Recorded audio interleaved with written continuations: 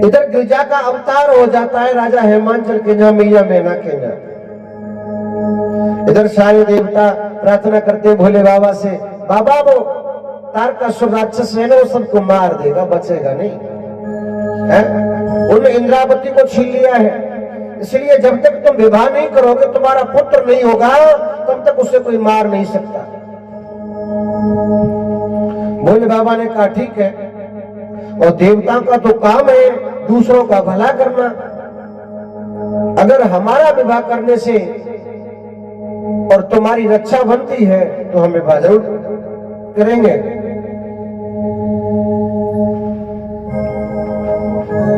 अब विवाह हो तो विवाह किससे हो? तो नारद जी ने कह दिया कि महाराज सती मैया जो जल के राख हुई थी ना, उनका जन्म हिमांचल नगरी हमारा हिमालय के जहाँ हुआ है। सीधे पहुंचे महाराज नारद जी। महाराज ने स्वागत किया, मैना मैया नारद जी आए, बेटी को लाके खड़ा कर दिया, हाथ पाथ दिखवाए, बताओ इसका पति कैसा है, इसका भाग्य कैसा है, कैसा पति मिलेगा? जैसे ही हाथ देखा नारद जी ने कहा, राजन ये कोई कन्या नहीं भवानी है, और जगत इसकी पूजा करेगा, नाना प्रकार के नाम होंगे, घर घर में मंदिर मंदिर में पूजा मिलेगी, घर घर में पूजा होगी, ऐसी बेटी है। महाराज बड़े खुश हुए, मैना मैया बड़ी खुश हुई, बेटी हुई तो क्या हुआ, लेकिन है तो पूज्यवान। ऐसा नहीं कि बेटा ही नाम रोशन करे माँ बाप का, बेटी भी कम नहीं है। मैना बोली, महाराज तुमने ये तो बता दिया कि ठीक है नाम रोशन करेगी, दुर्गा बनेगी, ये बनेगी, लेकिन इसका जो पति होगा थोड़ा सा बता ना किसे है? क्योंकि बेटी घर में जन्म ले ले, थोड़ी सियानी हो जाए ना, तो सबसे ज्यादा विवाह की चिंता माँ को होती है। मेरी बेटी सियानी होती जा रही है, लड़का पता नहीं कैसे मिलेगा। अरे सुनते हो चंदन पंडित जी, बिटिया 15 साल की हो गई, कोई लड़का ढूंढो बढ़िया सो है, 2-4 साल तो ढूंढने में ही लग जाएगी। अब पंडित जी इस कान से सुनते इसे निकाल देते। नारद जी ने कहा, महाराज मैया इसका विवाह तो अच्छा होगा, लेकिन महाराज इसका पति भी होगा, बड़ा पूजनीय होगा, लेकिन दुर्भाग्य भी है। क्या हमारे क्या क्या क्या इसका जो पति होगा वो फक्कड़ होगा, भूत चुड़ैलों के साथ खेलने वाला, बिच्छू ततैया कांटर सर्पों के साथ खेलने वाला। मैंने बोली यही बड़ी दिशा। अरे पूजनी कहलाएगी, राजा की बेटी है, भूत चुड़ैल इसके संग करने वाला पति मिलेगा, लोग क्या कहेंगे? महाराज वो भी पति ऐसे नहीं मिलेगा, तो कि उसके लिए भी इस बिटिया को तपस्या करनी पड़ेगी पंजाब में जाके।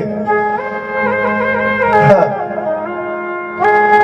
तपस्या करनी पड़ेगी। मैंने बोली लो पति भी कालो कलूट मिलेगा, बैगन लूटो, और ऐसे पति के लिए भी मतलब तपस्या करनी पड़ेगी। तो नारद ने कह दिया, मैना मैया इसका भाग्य होगा, ऐसा पति हर किसी को नहीं मिलता है। और भैया एक बात बता दूं, पति भी भाग्य से मिलते हैं।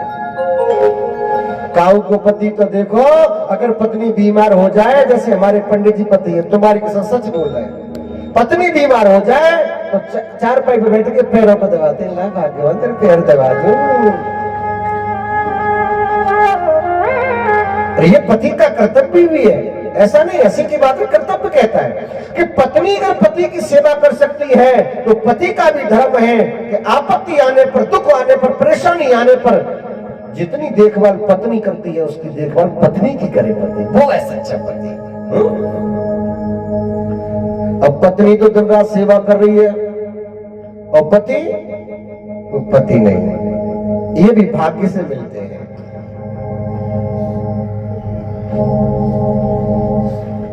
अब पत्नियां भी कम नहीं, हमने तो देखा है कुंवारी बिटियां होती है, मंदिर में जाती है तो बस भोले बाबा से एक ही प्रार्थना करती है, महाराज पति मिले तो बस ठीक ठाक से मिले।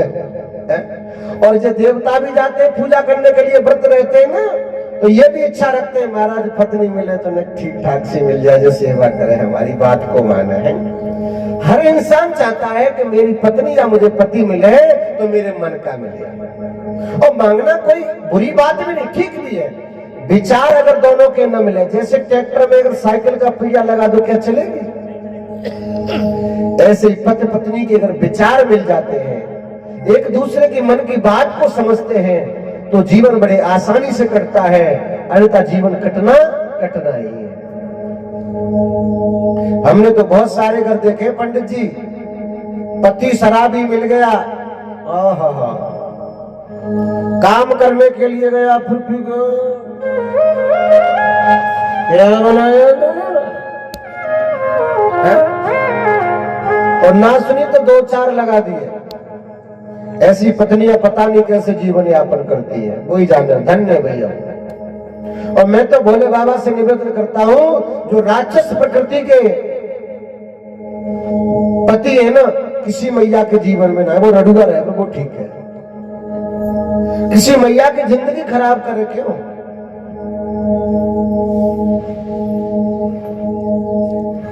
तपस्या करने के लिए गिरजा पर्वत पर चली गई और 27,000 वर्ष तक तपस्या करी। नारद जी ने कहा, बेटी तुम अपनी नगरी के लिए चली जाओ। और इधर भोले बाबा से कहने लगे हैं, बाबा मैया तपस्या करके नगरी में चली गई, अब तुम बारात की तैयारी कर दो। ब्रह्मा जी ने शुभ लगन शुभ मुहूर्त निकाल के महाराज पत्री बना के भेज दी। और भोले बाबा इधर महाराज सजने लगे हैं। अब महाराज जब बारात वगैरह आती है तो देखा होगा तेल वगैरह पंडित जी निकालते, कितने तेल है। हल्दी चढ़ी तो हल्दी चढ़ाने के लिए कुछ तो थे नहीं, तो मरगट की राख ले आए, पानी में गोरी चुड़ैलियों ने, भूतों ने, और बस भोले बाबा के शरीर पर लगाना शुरू कर दिया, लेप करो। मतलब लगन सिक्का जो भी कार्यक्रम होता है सबरा। अब नंबर आ गया भैया, अमुक तारीख को बारात जानी है, आज 2 फरवरी को बारात जानी है आज। अब बारात जानी है तो महाराज अब बर यात्रा होगी, निगरोसी कहते हैं जैसे बर निकलता है घर से। तो महाराज निकलने से पहले चौक लगा करके, पटा पर खड़ा करके, पति दूल्हा का जो मान होता है ना, बहन बहनोई कोई, उसको कपड़े आदि पहनाते, तैयार करते हैं।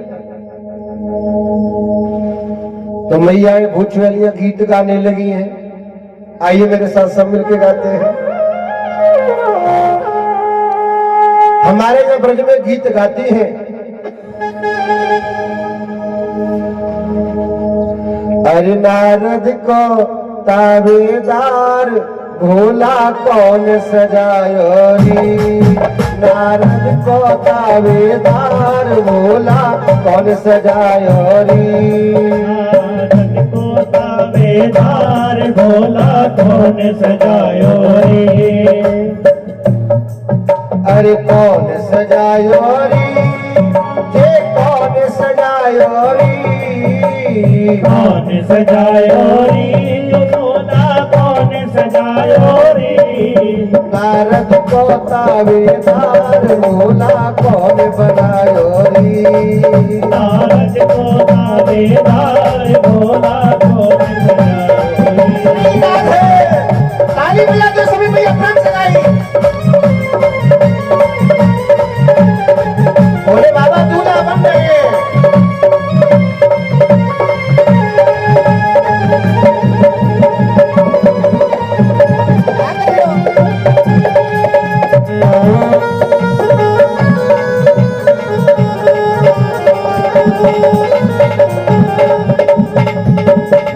ब्रह्मान सजायो रे, विष्णु ने सजायो रे, ब्रह्मा ने सजायो रे, विष्णु ने सजायो रे, ब्रह्मा ने सजायो रे, विष्णु ने सजायो रे, ब्रह्मा ने सजायो रे, विष्णु ने सजायो रे। आनंद को ताबेदार भोला कौन सजायो रे, आनंद को ताबेदार भोला कौन सजायो रे। अरे कौन सजायो रे, कौन सजायो रे, कौन सजायो रे, भोला कौन सजायो रे। दो पैरी नाचेदार भोला कौन सजायो रे, दो पैरी नाचेदार भोला कौन सजायो रे। ऐसे काम नहीं करना।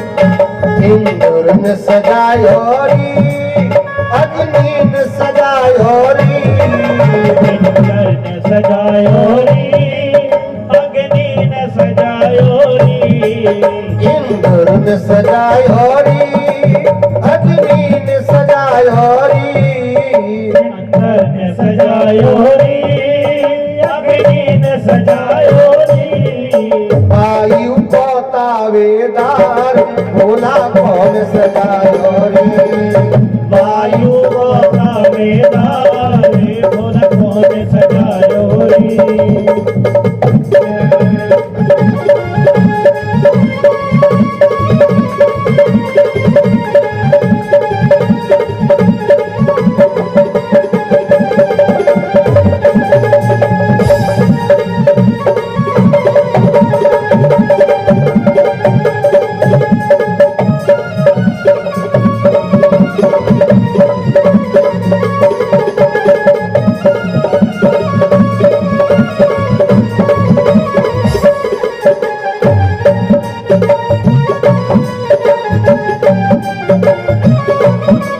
नारद को तावेदार भोला